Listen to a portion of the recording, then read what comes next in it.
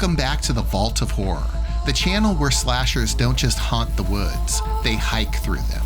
Today we're taking a walk, a very long walk, through one of the most unique horror films of 2024, In a Violent Nature.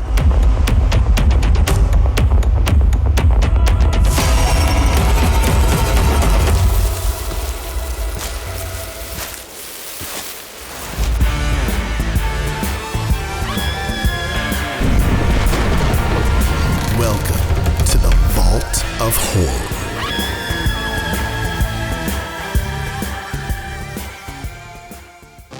Directed by Chris Nash, yes, the same guy that gave us that body horror nightmare segment, Z is for Zygote, in ABC's of Death 2. This movie takes the slasher genre and flips it on its blood-soaked head. Instead of following teens at a cabin, or a final girl trying to escape, we're with the killer, start to finish. We follow Johnny, the undead, silent, half-burned force of nature, through the woods as he methodically stalks a group of campers. And when I say we follow him, I mean we follow him. In real time, step by step. It's like the Blair Witch Project was directed by a park ranger with all day to kill. And if you trimmed out all that walking, this movie might be 35, maybe 40 minutes long. I'm not kidding. Johnny spends more time commuting to kills than most people spend getting to work in rush hour. He's not in a hurry. This guy has all the time in the world. It's like he's out there doing his 10,000 steps before bedtime, except instead of closing his fitness rings, he's cracking necks and pulling out spines. Now, the idea itself, genuinely fascinating. Showing a slasher from his perspective turns the genre on its head. You're used to seeing Jason or Michael show up out of nowhere, but here, you see him get there. You hear the leaves underfoot. You wait in silence with him. It's unsettling until it starts to wear thin. The director, Nash, was reportedly interested in the idea of making the slasher the main character, not sympathetic, but observed. And it works, at least for a while. You feel the weight of Johnny's presence, the tension of every slow approach. But then you start to notice something else. Some of these victims, they could have gotten away, easily.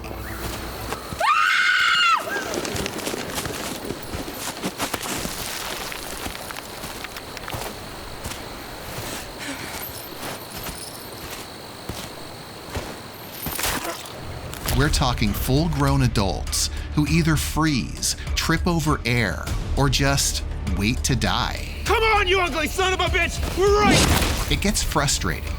Johnny's not sprinting, he's not teleporting. He's walking like he forgot his shopping list. And yet, he racks up a body count like it's a Black Friday sale. The kills, when they happen, are brutally effective.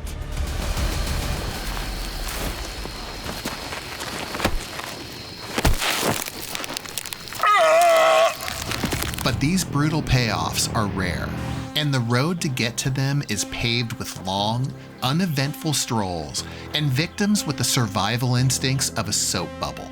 Don't get me wrong, the movie's commitment to this single perspective is bold. The forest is captured beautifully, with haunting silence and natural lighting that gives it an earthy, grounded feel.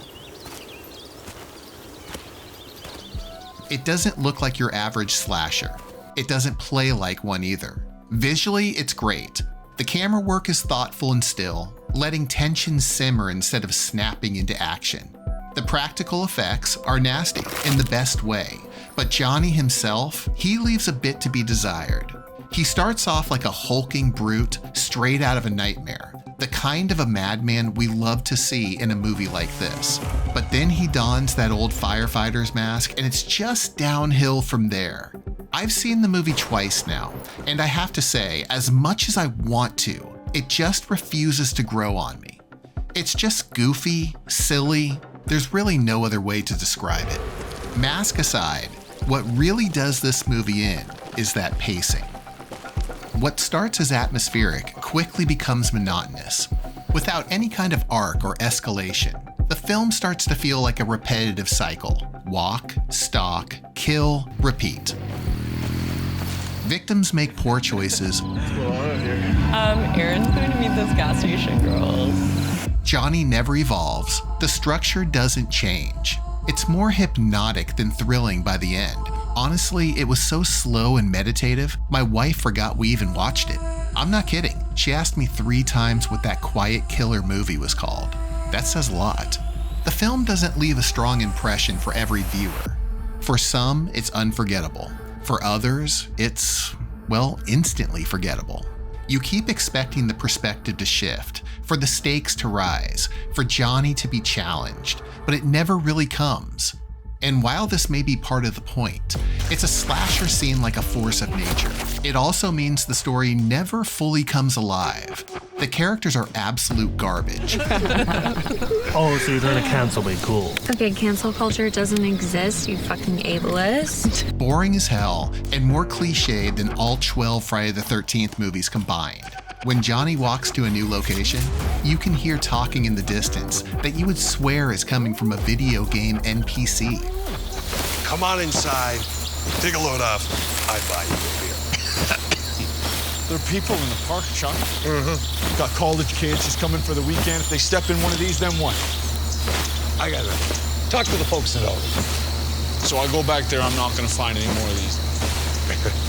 You go in that fucking barn, you might not find your way out again. With that said though, it is the kind of movie that's destined for cult status. People will debate whether it's a horror revolution or just a clever gimmick stretched too far. But one thing's for sure, it's a conversation starter. And sometimes that's enough to make a film memorable. So would I recommend In a Violent Nature? If you're into experimental horror, sure. Just know that you're signing up for a movie that moves at a crawl, demands your patience, and rewards it in short, bloody bursts. And if nothing else, it's proof that in horror, sometimes it's not the monster you need to fear. It's the poor decision-making of people who just could have kept running.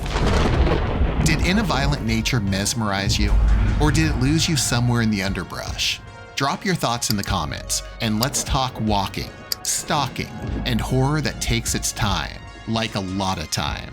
Be sure to like, subscribe, and ring that bell for more deep dives right here in the Vault of Horror.